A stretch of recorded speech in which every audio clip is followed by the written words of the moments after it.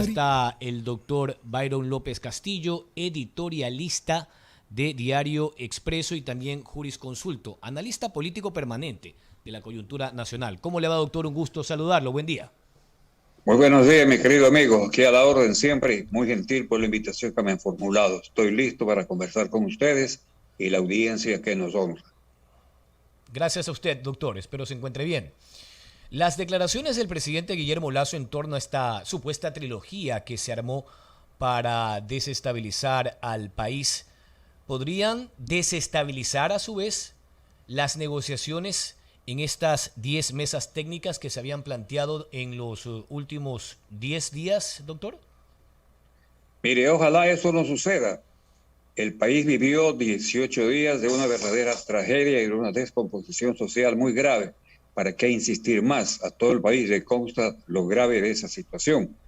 Como consecuencia de eso intervino la Conferencia Episcopal Ecuatoriana y gracias a su mediación se logró firmar lo que se llamó la Carta de Paz, queriendo significar con esto que hubo una guerra, porque se firma la paz cuando hay guerra. Esa Carta de la Paz contiene 10 puntos que fueron aceptados por las dos partes en contienda, o sea, por el gobierno y por la CONAIE y sus otras organizaciones similares. Y se comprometieron a iniciar las conversaciones desde el día 13 de julio, es decir, a partir de hoy día. Interesante sería que ese asunto avance, y más aún mi opinión personal es la de que no solamente debería contener la presencia del movimiento indígena, porque se van a tratar temas de gran contenido social que interesa a toda la ciudadanía del país. Por eso veo con buenos ojos la petición que formulan exportadores, comerciantes, productores, etcétera, para que también ellos formen parte de algunas mesas de diálogo para poder emitir su opinión respecto a los distintos puntos planteados en lo que es materia de la Carta de Paz. Ahora, pensar en que eso podría fracasar sería una situación muy grave. El presidente de la República ha hecho denuncias en el sentido de la participación de sectores narcotraficantes en el movimiento de los indígenas de hace poco. El presidente debe tener elementos de juicio para haber lanzado esa afirmación. Entonces no es cuestión de decir, como él dijo eso, entonces rompemos el diálogo. Tiene que aclararse de parte y parte el contenido y alcance de esa exposición o de esa manera de pensar para entonces aclarar el tema, pero que no se vaya a buscar como pretexto para no avanzar en el diálogo el pronunciamiento que ha hecho el presidente de la República. Es interesante entonces que la ciudadanía se empodere y haga presencia efectiva para que las mesas de diálogo avancen, continúen y en 90 días podamos decir que hay nuevamente una situación que permitirá el desarrollo mejor del país. Así es como me pronuncio, mi querido amigo, en esta primera parte de su intervención. Ahora, doctor, en materia política parece que el escenario es inalterable luego de la infructuosa pretensión del correísmo de destituir al presidente. Lo cierto es que allí hubo 80 votos, sí, no alcanzaron la mayoría calificada, que asciende a 92 voluntades según el procedimiento de la Constitución de Montecristi, pero significa que no tiene, pues, Lasso todavía la comodidad o al menos apertura legislativa al interior del Parlamento para cualquier iniciativa, incluso una iniciativa que se plantea dentro de las 10 mesas técnicas, en función de generar una reforma a la ley de hidrocarburos para que incluso también se contemple la figura de la consulta previa, pero de manera tajante, con el carácter vinculante. No lo que se aprobó en Montecristi y que, acuérdese usted, doctor, fue motivo de discusión y de división entre Alberto Acosta, que era el presidente de la Asamblea Constituyente, y el entonces mandatario, porque se había establecido que la consulta previa contemplada en la Carta de Montecristi debía tener el carácter vinculante, no una consulta previa como cuando ustedes consultan si quiere tomarse un café, pues, doctor. Efectivamente, hay un problema que anotar en este análisis que usted formula. Es evidente el deseo desestabilizador que tiene la Asamblea Nacional del país. Desde el principio ha venido manteniendo tesis que propugnan el rompimiento del orden constitucional, llámese así con todas las letras. La destitución del presidente de la República, que fue el último intento que tuvieron, demanda eso. Entonces hay un deseo de desestabilización, no sabemos con qué propósitos. Se deja vislumbrar, sí, el deseo del correísmo por acabar con el régimen actual para, como consecuencia de eso, intentar una tendencia política hacia establecer la ninguna responsabilidad judicial de los implicados en los distintos casos de corrupción que están condenados, unos presos, otros prófugos, otros. De tal manera que esa es la intención que anima al correísmo cuando tiene este propósito de desestabilización. El último intento les fracasó. No hay delito perfecto, se dice en el campo penal, y efectivamente todo delincuente analiza el último detalle para llegar a la comisión del delito, pero siempre le queda algo pendiente que es la punta del ovillo que permite llegar a la conclusión de que esa persona fue la autora o cómplice de un delito. Aquí sucedió lo mismo. El hecho de haber convocado una asamblea nacional a una sesión vía virtual cuando se iba a tratar un tema tan serio como el de la destitución del presidente, permitió que se intentara hackear la votación. Este es un asunto que también no puede quedar en el aire. El hackeo es un delito penal que está tipificado en el COIP, Código Orgánico Integral Penal. Entonces no puede quedar esto en el vacío, en el simple comentario.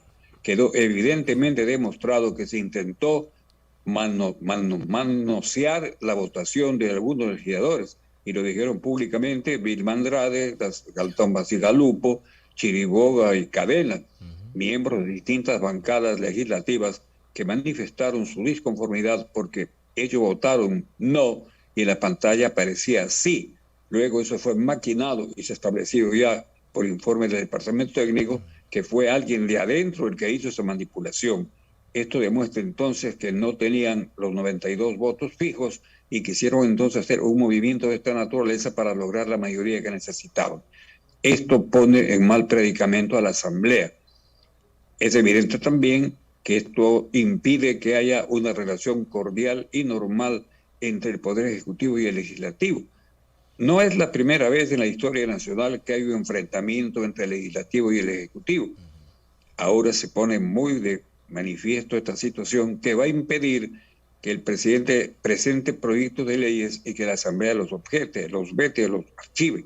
Esto va en desprestigio de la Asamblea, que actualmente goza de una aceptación de un 10% de la población, y también perjudica al Ecuador porque el presidente no va a tener la posibilidad de lanzar proyectos de leyes que sean de beneficio para la colectividad. Esto tiene que analizarse profundamente y el presidente también tendrá que tomar ciertas medidas para cambiar procedimientos y actitudes que tiene ahora encaminadas a lograr poder penetrar con leyes concretas, positivas en el ámbito de la Asamblea, para que el país comprenda que esas leyes son de alcance nacional y que solamente el egoísmo y la politiquería sería lo que llevarían a que esas leyes no se vayan o se realizaran en el Ecuador. Momento muy difícil, sí es, pero no imposible de superar. El doctor Byron López Castillo es analista político y editorialista de Diario Expreso. 7:15, Edison Casañas. Doctor, en primer lugar, reiterarle nuestra sentida condolencia, nota de pesar. Lamentablemente, el doctor Galo Martínez Merchán, luego el doctor Francisco Huerta Montalvo, director, subdirector en su orden de esta casa suya también, como es Diario Expreso. Lamentamos esas pérdidas y supongo yo que eran bien amigos suyos, doctor. Muchas gracias por esta expresión suya. Efectivamente, son dos golpes que han impactado personalmente, a mí me impactaron muchísimo. La amistad que me unía con Galo es desde la juventud. Nos conocimos de jóvenes, luchamos juntos en la vida política.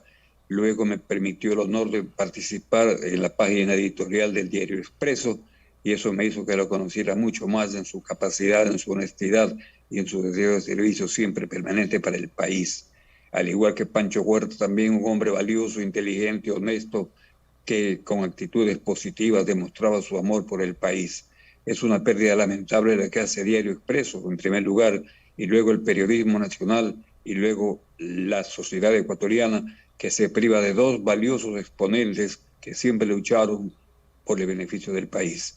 Que en paz descansen y nos toca a nosotros desde el sitio en que estamos ubicados continuar sus huellas para seguir en la tarea que se impusieron y tratar de hacer mejor aún la obra que ellos quisieron hacer y que la lograron con su capacidad. Gracias por el pésame, mi querido amigo. Muchas gracias también, doctor. En verdad lo hacemos muy sentidamente.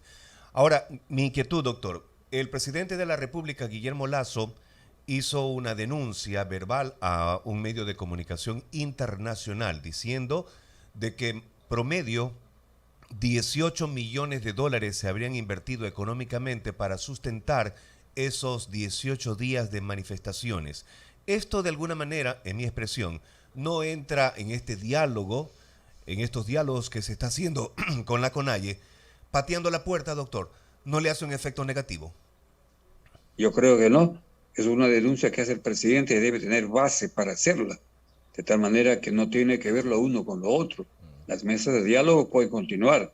Ahora, si de ahí cierto sector se toma pecho y dice, como me dicen esto, yo no voy a dialogar, demostraría entonces el afán de no querer ir a la conversación para lograr la verdadera paz en el país. El presidente ha lanzado esa afirmación, debe tener base para ello. A la justicia le corresponde analizar el tema y llegar a conclusiones más concretas. Pero hay un hecho evidente y claro que no se puede cerrar los ojos para no ver. 18 días de tragedia fueron mantenidos de forma tal que demuestra que había algún dinero detrás para mantener la organización. Quienes alguna vez participamos en la política y movilizábamos gente, no en la forma que se moviliza ahora, sabemos cuánto cuesta eso, la movilización, el transporte, la subsistencia, etcétera. Eso no es cuestión de $1. Eso cuesta algunos centenares de miles de dólares. Y esa plata, ¿de dónde provino? Eso tiene que aclararse. Y al movimiento indígena también le corresponde, por su dignidad y por su transparencia, tratar de aclarar que esto no fue parte de ellos y que si fue parte de ellos no tuvieron ningún intento de hacerlo, o que fueron elementos vinculados, metidos, que no pudieron ser desalojados por ellos. Eso le toca al movimiento indígena para que quede bien claramente establecida su participación.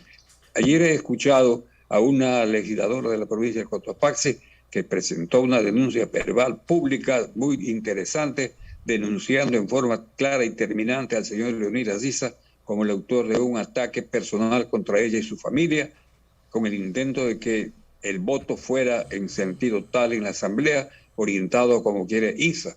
Pero para eso, dice ella, se valió de la amenaza y del ataque a tal extremo de tener algunas personas heridas, y ella también está lesionada en el cuello a consecuencia de un ataque que sufrió en el vehículo que la transportaba hacia Quito para ir a la asamblea, a la sesión de la asamblea. Todo esto tiene que aclararse porque es parte de una confabulación que tiene que quedar debidamente establecida para que haya paz y tranquilidad en el país. De tal manera que dejemos de decir yo no fui, a mí que me registren, yo no la tengo que ver, y por el contrario seamos lo suficientemente hombres valientes, que dicen que somos y así somos, para probar la veracidad o la mendacidad de las frases y de los procedimientos que se acusan. Así es como debería manejarse la política. Lamentablemente se la maneja en forma de totalmente cambiada y errónea. Esta denuncia que hace ayer por la televisión una legisladora de Cotopaxi, de Pachacuti, es altamente grave porque vincula con nombre y apellido al dirigente Issa de ser el autor de una movilización encaminada a exigir por la fuerza el voto en un sentido determinado en la asamblea o en la vida interna de la CONAIE, y si no lo hacía entonces tenía que soportar el ataque físico del que soportó esta legisladora. Esto es grave y usted lo sabe como periodista, que esto ya ha circulado en los medios televisados de tal manera que lo conoce todo el país. Aclaremos esto en su debida oportunidad. Eso es lo que corresponde hacer. Y el que nada debe, nada teme, ¿no? Pero queda ahí una situación sensible de parte de los señores de la CONAIE, que ya han salido a decir de que no tienen nada que ver con el tema de el narcotráfico, narcodólares en estas manifestaciones. Pero ahora también queda una duda en el aire. La ciudadanía dice, bueno, ya hay personas judicializadas en las protestas. Obviamente hay personas detenidas. ¿Qué pasará ahora al interior de la Asamblea? ¿Nuevamente veremos estos casos de amnistías, doctor? Sería sumamente grave que nuevamente se produzca una amnistía. Yo me pronuncié oportunamente de lo absurda de esa amnistía que se concedió a quienes participaron en los acontecimientos de octubre del 19. La Constitución de la República es sumamente clara y dispone que la amnistía es solamente para delitos políticos, el indulto para delitos comunes. De tal manera que lo que pasó al concederse la amnistía por delitos comunes es una cosa totalmente contraria a la doctrina y a la Constitución. Haber concedido amnistía por delitos comunes es una barbaridad jurídica, pero ya se lo hizo. Y esperemos ahora que no suceda lo mismo, porque entonces todo el mundo estará cometiendo delitos con la seguridad absoluta de que logrará una amnistía teniendo la votación necesaria en la Asamblea. Esto tiene que corregirse, enmendarse y cambiarse por bien del país. No podemos vivir una situación así, de una inseguridad a consecuencia de la presencia de legisladores que muy poco saben de legislar y muy poco conocen de derecho y muy poco conocen de constituciones, de tal manera que son gentes que están sentadas en una curul, pero no conocen a fondo la realidad sociológica, política y jurídica del país, lo cual es muy grave. Contar con una asamblea con elementos que no conocen a fondo para qué están sentados ahí es una verdadera tragedia para un país. 7 de la mañana con 22 minutos, el doctor Byron López Castillo está acá en Contrapunto, pero sucede, doctor, que el mismo bloque de UNES ya ha exhortado al Pleno para que nuevamente la Defensoría del Pueblo intervenga a través de la constitución de una comisión de la verdad en torno a los excesos o eventuales violaciones de derechos humanos. Lo que sí llama la atención es lo que incluso pasó durante el proceso de destitución del presidente, un proceso infructuoso, como lo decíamos al inicio de esta entrevista, doctor, cuando una señora que pertenecía a un colectivo de derechos humanos, según lo que ella afirmaba, solo expuso los excesos o eventuales excesos de la fuerza pública. Nunca habló de los ataques a las empresas, a exportadoras, de los policías heridos, de las amenazas a los empleados de esas empresas que no se sumaban a la movilización, específicamente en el centro del país, en esas provincias donde la protesta, donde el paro nacional fue más intenso. La televisión permite ver en estos momentos todos los acontecimientos que se suscitan en forma casi directa. Y el país pudo ver con asombro cómo cierta movilización indígena, con todo, no con todo, sino que estuvo presente con esa movilización indígena, sectores que nada tienen que ver con el movimiento indígena. Eso es así. El señor Santi creo que dijo en un momento dado, señor Correa, retire a sus fuerzas que están metidas con nosotros en esta movilización. Eso significó que un dirigente indígena se pronunció abiertamente demostrando que dentro del movimiento indígena habían gentes infiltradas con otras orientaciones. La justicia tiene que actuar, la justicia tiene que pronunciarse. Hay algunas personas detenidas, esas tienen que ser investigadas y de la investigación saldrá alguna luz que permita entonces orientar la administración de justicia por un camino tal que permita ir a la sanción de los autores de tales desmanes. Efectivamente, como usted bien anota y el país lo vio, existe una verdadera situación grave.